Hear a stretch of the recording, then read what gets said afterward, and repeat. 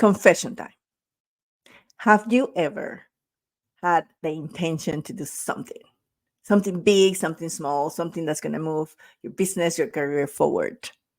And then nothing happens. The time goes by and you find yourself in the same place you were before, or even worse, backwards. Don't worry, it happens to even the best of us. Today, my special guest and I are going to talk about how to overcome procrastination. And I have to say, the first man in the show, so you don't want to miss this. Welcome to Leading Intentionally, the podcast where we dive deep into the world of leadership transformation. I am Carmen Paredes, your guide in this journey, and I'm so thrilled to have you with us today. In each episode, we share strategies, insights, and stories to help you drive growth, enhance workplace culture, and lead with intentionality. Whether you are a seasoned executive, an aspired leader, or just someone passionate about positivity in the workplace, this podcast is for you. Each week, I'll bring you conversations with thought leaders, experts, and trailblazers that will share with you their insights, wisdom, and experiences so that you can apply these practical tips to your leadership journey. Get ready to explore topics like inclusive leadership, women's empowerment, effective communication, and so much more. If you're ready to lead intentionally and make lasting impact in your organization, you are in the right place. Let's embark in this transformative leadership journey together. This is Leading Intentionally. Let's dive in. Welcome to today's episode of Leading Intentionally. Today we have with us Solomon Wilkins. He's a former corporate executive who was fired from his first ever corporate job because, as he calls it, he was a chronic procrastinator. Now he's known for delivering high-energy keynote presentations that empower audiences to take ownership of their lives. Audiences love his practical strategies because they help them find success personally and professionally. Meeting planners love working with Solomon, often describing him as a joy to work with and an absolute powerhouse on stage, leaving audiences empowered and ready to take action. Solomon became the first person in his immediate and extended family to graduate from college, eventually earning his master's degree from St. Mary's College of California. Then he climbed the corporate ladder, becoming a corporate vice president, joining the 3.7% of Black Americans in such high-level roles across the U.S.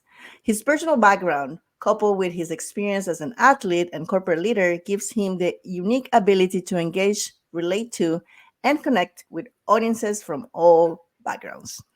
In his spare time, he likes to listen to podcasts, hopefully this one, grow his mind and actions, work out, and spend time with his family. Welcome to the show, Solomon. So nice to see you.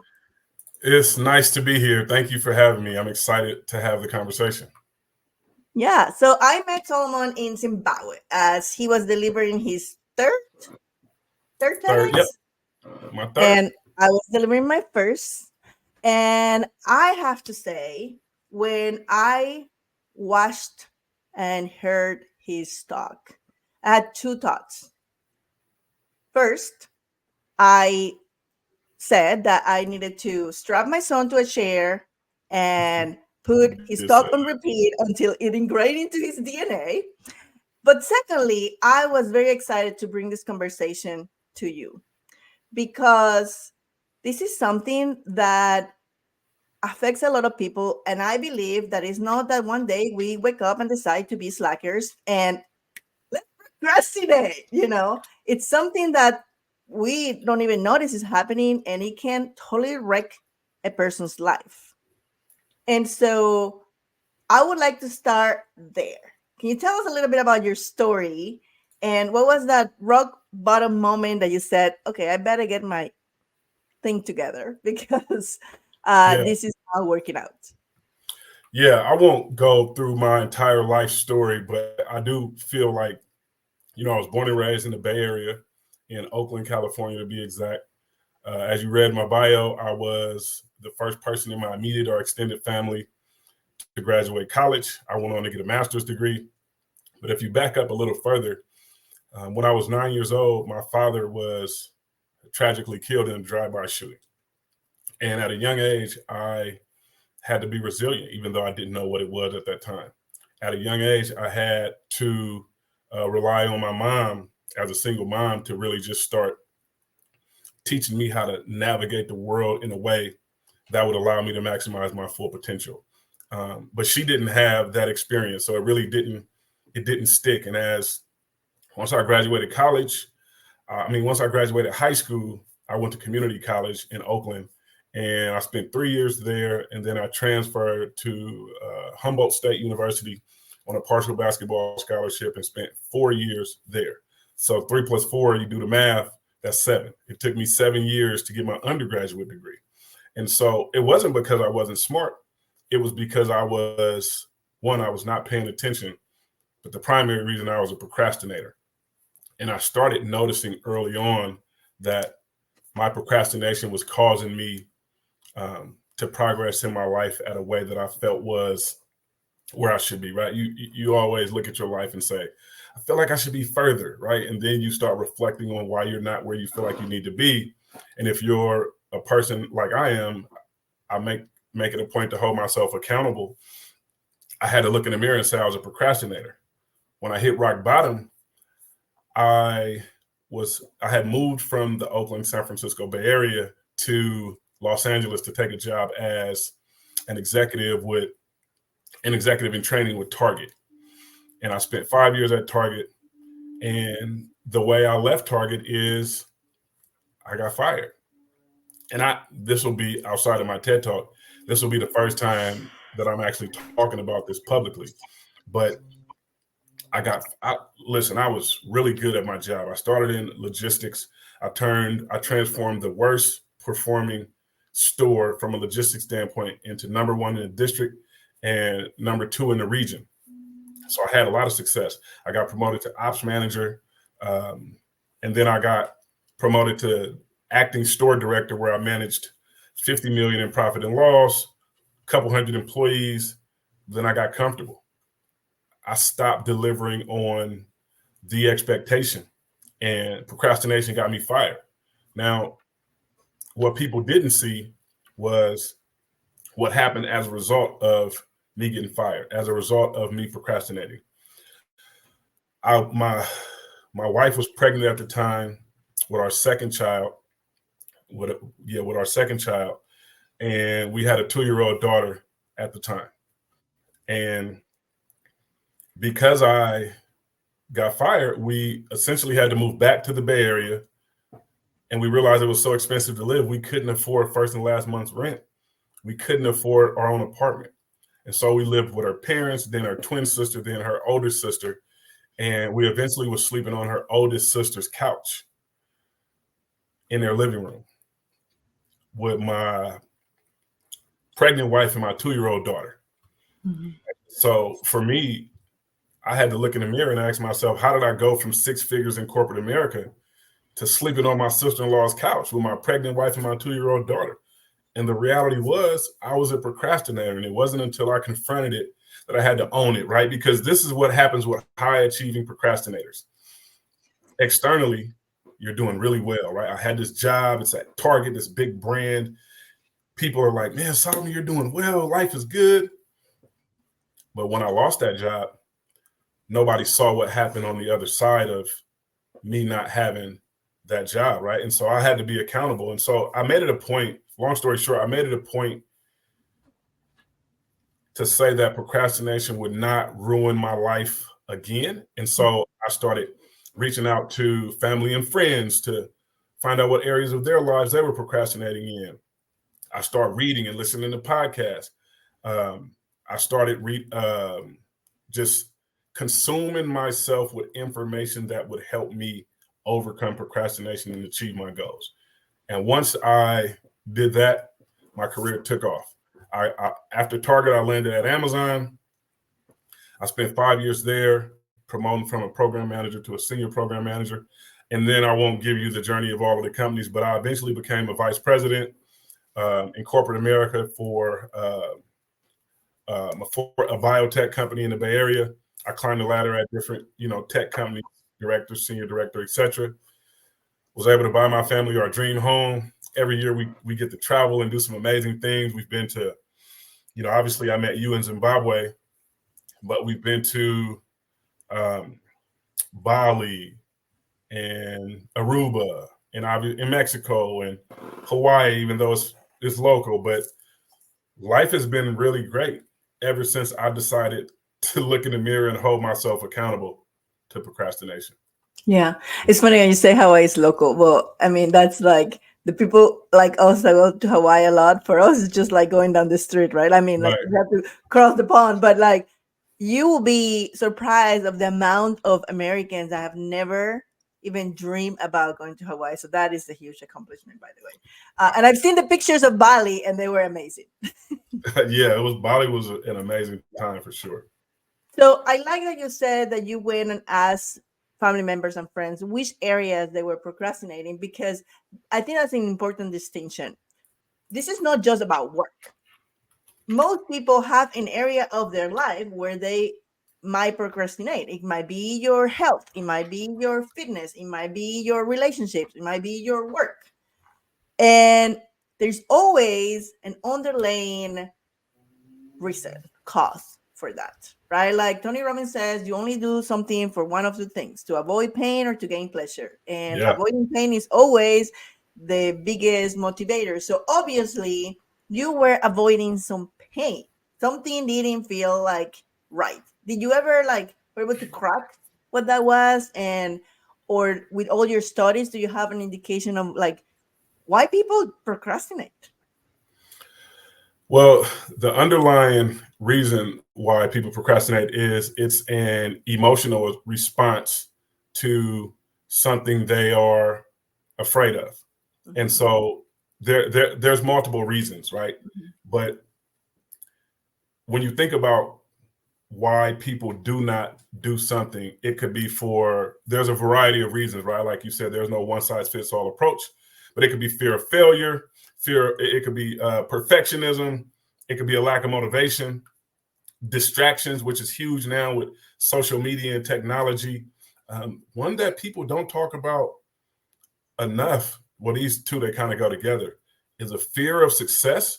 When people like purposely place obstacles and roadblocks in their path because they're afraid of the changes that will happen as a result of them being successful, which may mhm. sound weird, but But it's some true. people get some people get into a comfort zone and they want Yeah. to stay there Mhm. because success requires discipline. Success requires you to stretch Well, outside of your comfort zone. mhm. And most people aren't comfortable doing things that are unfamiliar to them or things that causes them to stretch, right? So when you have to stretch, it makes you uncomfortable. So a fear of success. And then I think another one that people don't talk about enough is sometimes people just don't know where to start.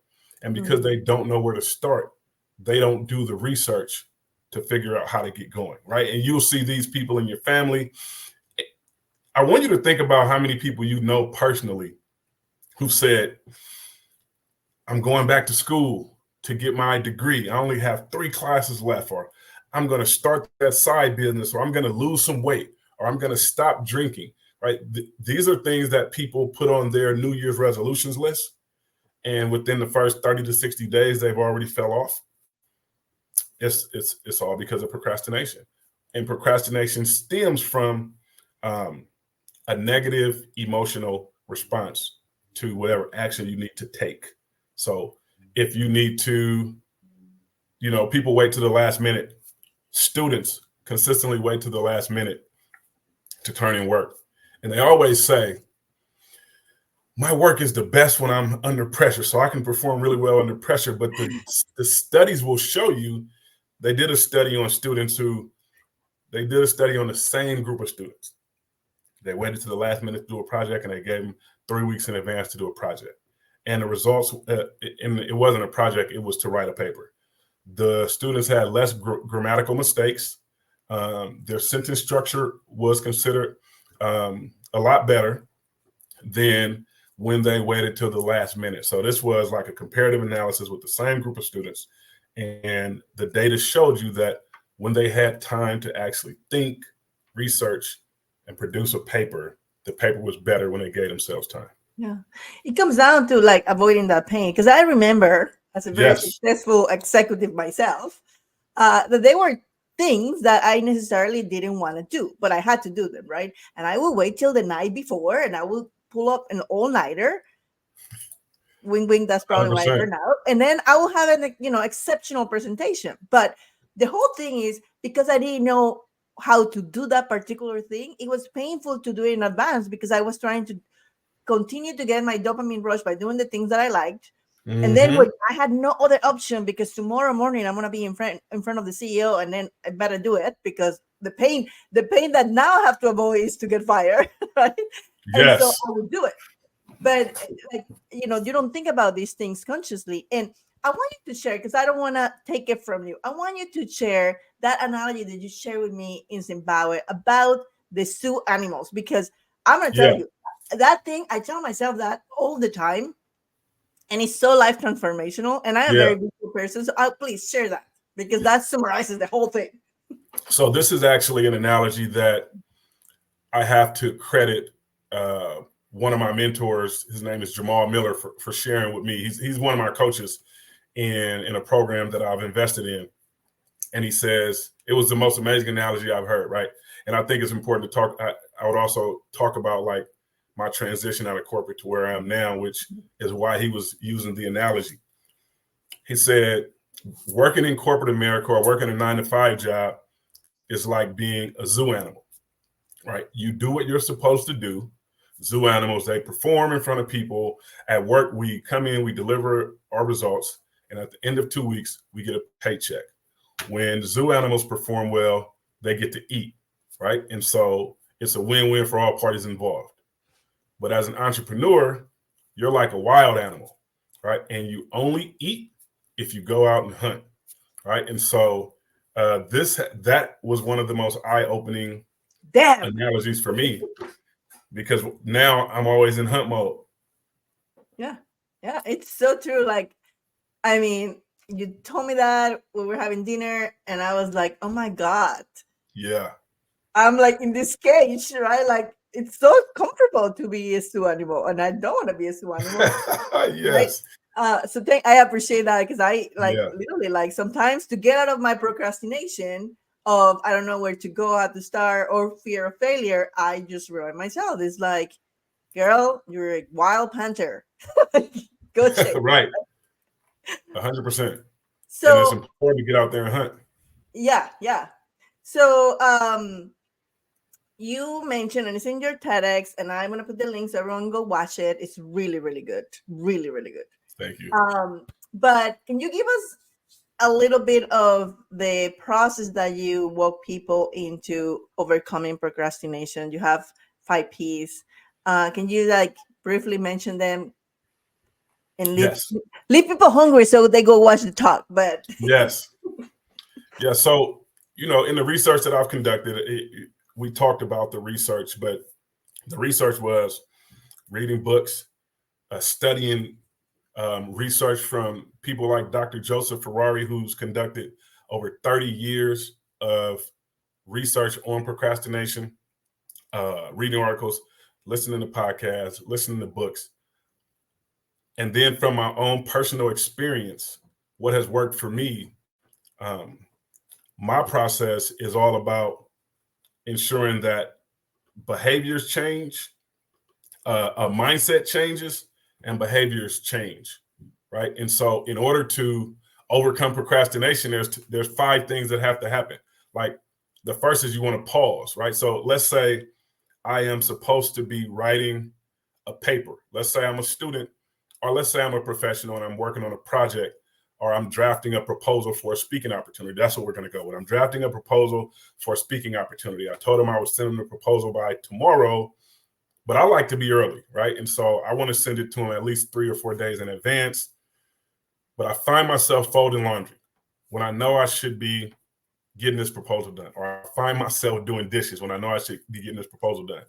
The first thing I want to do is pause and then recognize the emotion that's causing me to procrastinate. So is it self-doubt? Is it anxiety? What emotion is causing me to procrastinate?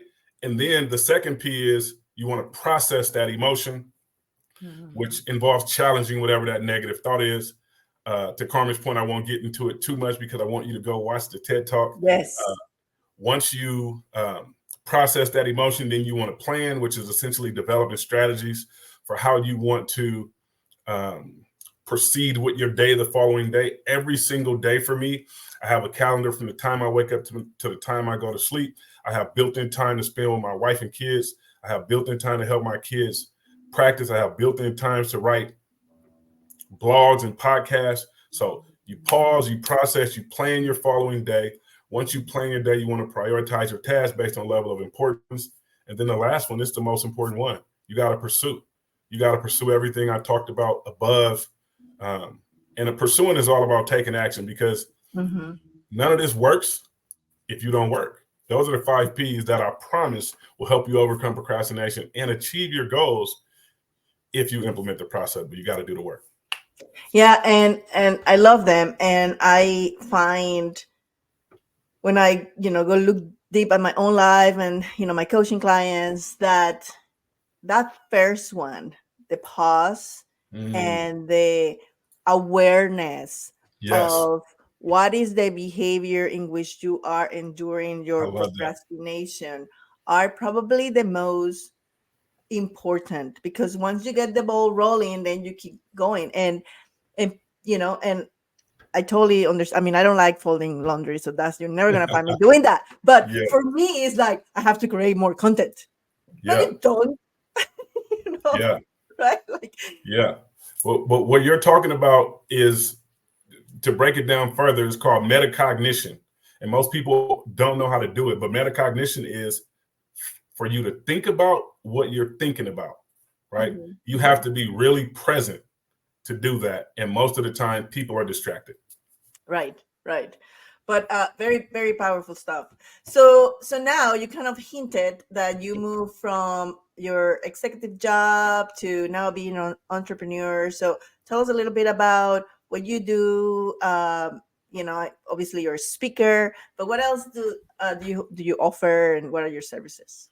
Yeah, uh, great question. I think the most important part about everything I like, the purpose behind what I do, is all about trying to help people become the best versions of themselves. And I know that may sound cliche. I think they're like, we live in this digital age now where um, everything now is about, I can help you do this, or I'm a coach, or but I've really done the work for years in corporate America, right? And so I'm on a mission now. I recently launched a school, or an academy, and it is called Success Seekers Academy.